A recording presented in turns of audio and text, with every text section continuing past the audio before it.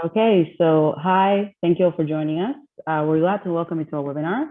My name is Yifat, and I'm a business development manager at Argentum. Today, we'll be discussing EU and German funding programs for innovative tech companies.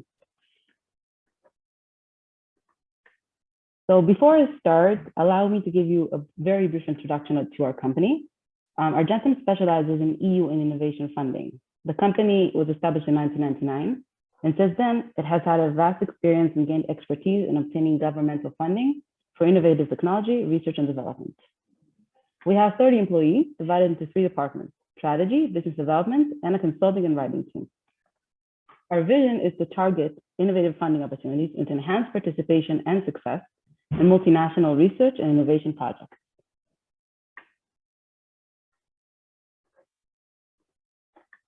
Argentum is aligned with the EU's Commission goals and works closely with the national contact points in order to deepen the understanding of EU's directives, guidelines, and value chains. It is Argentum's objective to become the leading expert in collaboration between overlapping technological sectors in the EU.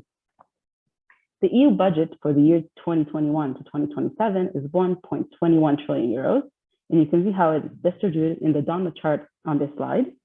So we can see that it's about 12% for single market innovation in digital, 36% for cohesion, resilience, and values, 33% for national resource and environment, 10% for other programs, and 9% for neighborhood and the world.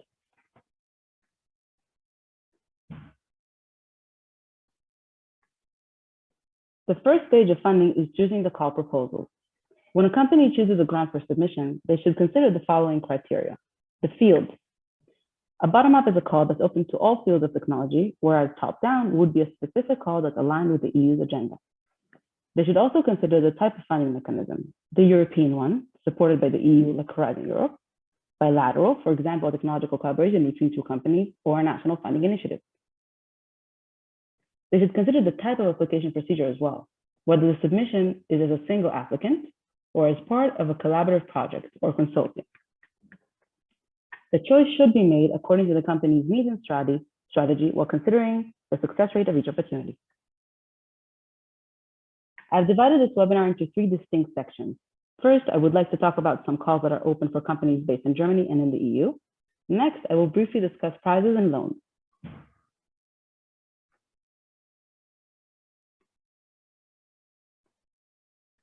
So this will be the first program I'll mention, Celtic Next from the Eureka cluster. The overall budget is 800 million and between 1 and 70 million per project, depending on the national funding mechanism. German companies can get up to 50%. The deadline is in October with a single stage submission. The participation type includes a consortium of a minimum of 2 participants. The scope focuses on telecommunication and ICT. All clusters can participate with a focus on next generation communication and transformation towards a digital society. This is a very important and diverse topic setting for Europe, applicable for all fields concentrated with digitalization, communication, and ICT solutions. High success rate makes application in any stage recommendable. You do need to pay attention to the specific national funding mechanism in the specific country.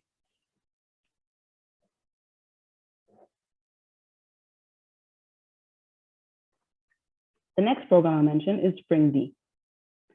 The details include an unlimited budget, deadline open throughout the year. Participation type is a single applicant or as a collaboration with a German company.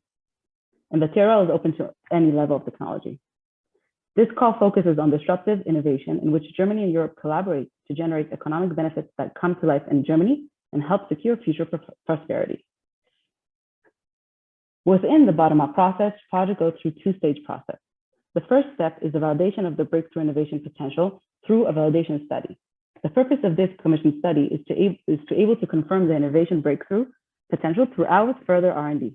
If the validation is positive, the project can be supported and financed through the creation of a Spring D subsidiary for a maximum period of 3 years. The financing of the subsidiary can involve several million euros.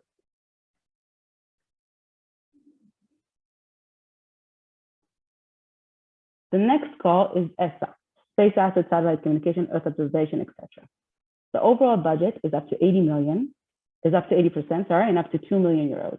The deadline will be open throughout the year. The participation type is single applicant, and the technology readiness level would be between 7 and 9. The scope includes the development of commercial services that utilize one or more space assets: satellite navigation, human spaceflight technologies, Earth observation, satellite communication, and more. The ESA national contact point of the respective country is involved in the process of this application. So first, you have to send the application to the national contact point, and once approved, you send it to ESA. The steps of this include step 1, the activity pitch for questionnaire presenting this idea and how it will be implemented. Based on this, ESA will provide indications concerning which eventual route to choose from, so a feasibility study or demonstration project. The second step is the outline of the proposal submission. Based on the evaluation of ESA, external experts may be involved in the evaluation in order to coordinate activities with those carried out within European Union, participating states, or any other relevant European actors, of which the agency has been made aware of. And the last step includes the full proposal submission based on the outline proposal feedback. The size and nature of the potential funding involved is subject to authorization by the involved national delegation. And as a result, bidding teams need to obtain a letter of authorization from their national delegation. This call is very interesting for a wide range of companies using satellite communications in the fields that we mentioned. The 3 steps might seem demanding, but on the other hand, can help focus the idea and benefits from ESA's advice through the process. So companies can really define and refine their idea to improve their product. The next call is the ERA SME in collaboration with ZIM. This is the development of innovative projects, processes, or services. And this project enables SMEs and RTOs from at least 2 different countries to work together in transitional R&D projects. There are 2 calls a year in March and September. Several eligible countries, as you can see, including probably Germany. TRL is open to any. Company would be up to 500 employees and includes a consortia of minimum of 2 from different countries, maximum budget of up to 450K. And applicants must be sent out to LSME as well as ZIM. The other program I'll mention now is Breakthrough Energy Catalyst and supporting the development of low carbon technologies. This initiative is expected to mobilize $1 billion in climate investment in 2022 to 2027 to obtain the EU's Green Deal objectives in climate change and climate targets. Submissions open until December 2027. Eligible countries include the following, as you can see: Brazil, Belgium, Germany, Luxembourg, and Turkey. The TRL would be around 5. Single applicants or consortia are invited to join this program. The budget is up to about 10 million per project with blended finance included. The project must be located in an EU country. I will now speak about a couple of specific bottom-up calls. Under the European Initiative Council, there are 3 calls: the EAC Accelerator, the Pathfinder, and Transition. The EAC Accelerator evolved itself to an important and very competitive funding program for European SMEs and startups. It is a part of the EAC pilot that supports top-class innovators, entrepreneurs, small companies, and scientists with funding opportunities and acceleration services. As an EAC Accelerator client, you will gain visibility and boost your chances of success in European and international markets and benefit from a range of business acceleration services. The EAC Accelerator supports high-risk, high-potential small and medium-sized enterprises and innovators to help them develop and bring onto the market specific discoveries, technological breakthroughs, high-impact and innovative products, service or business models that could create new markets or disrupt existing ones in Europe and worldwide. The next program, the EAC Pathfinder, actually targets the realization of an ambitious vision for radically new technology with the potential to create new markets and or address global challenges.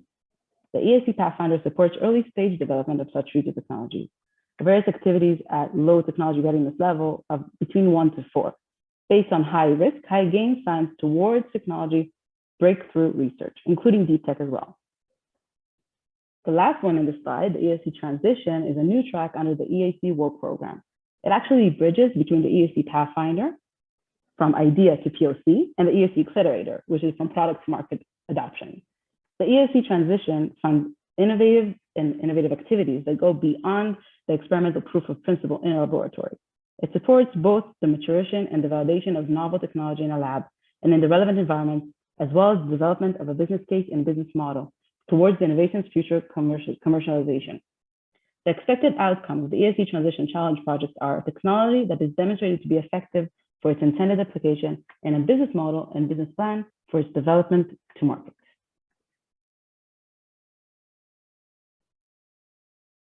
Here we have another bottom-up call. This is the Eureka. Eurostars, which was previously the name, is a joint program co-funded by national bodies from 36 countries and the European Union through Horizon Europe.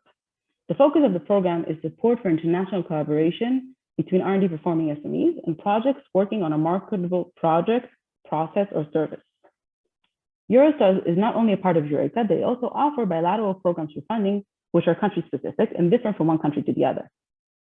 It's important to add that Eureka is open to some countries that actually cannot apply to other EU grants, like Argentina, Canada, Monaco, San Marino, many others. So that's a very interesting point. The next program here is also from the Eureka cluster.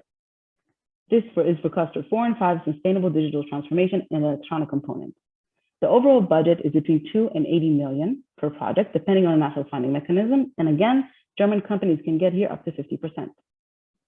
The participation type is a consortium with minimum of 2 participants, and the aim is to create social and economic impact. The 2 stages of submission help the companies applying for funding to refine their technology and giving them a higher chance of getting funded. The deadline is possibly going to be in February 2023, but it hasn't been published yet.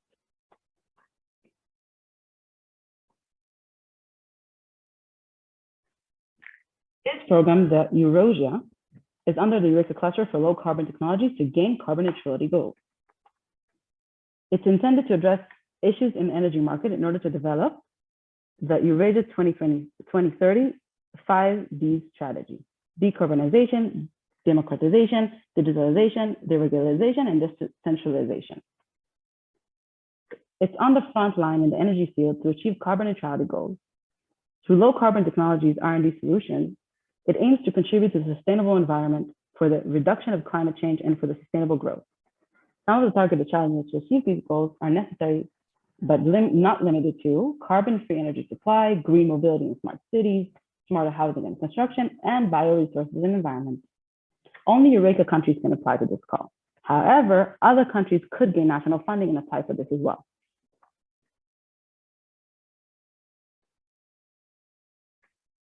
This call, the Sustainability 2022, is under the Eureka cluster for low carbon technologies to gain carbon neutrality goals.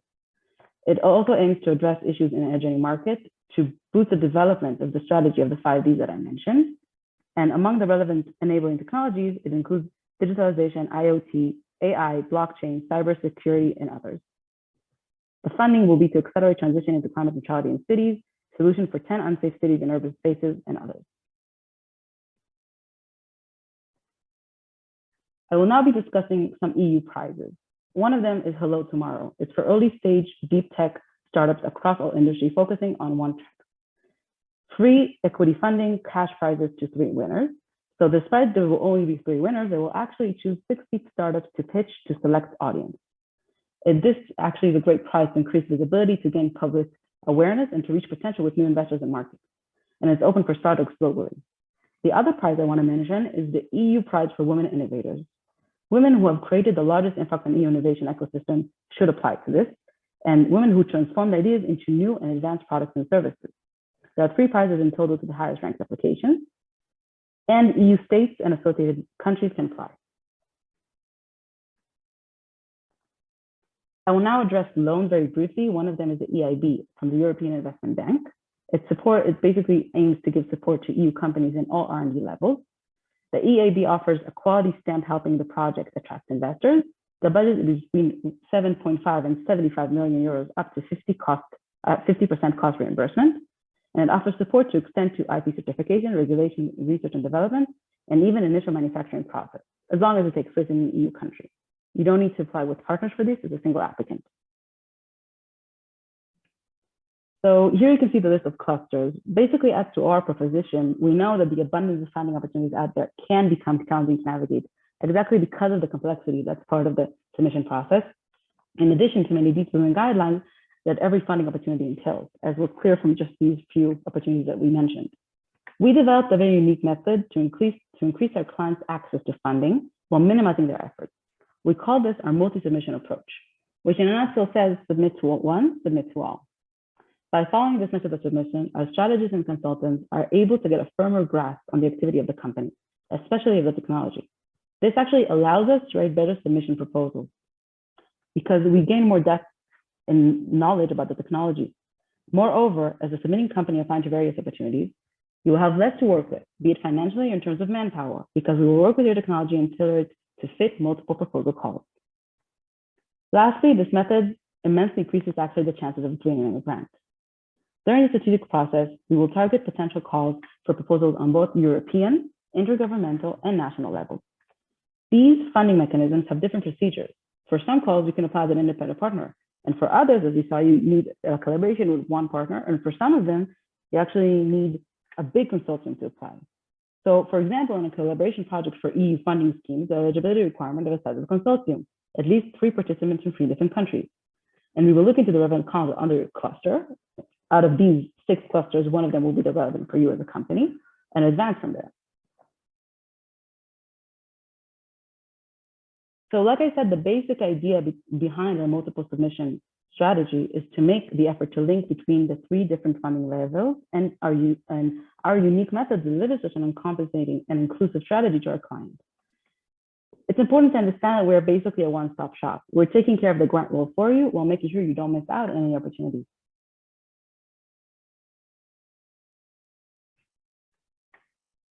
So later on, our marketing team will send you a follow-up email with the link to book a call. Please feel free to book a one-on-one meeting through the link. I look forward to hearing from you, and I thank you for your time today. I hope this was interesting, and I look forward to being in touch in the future.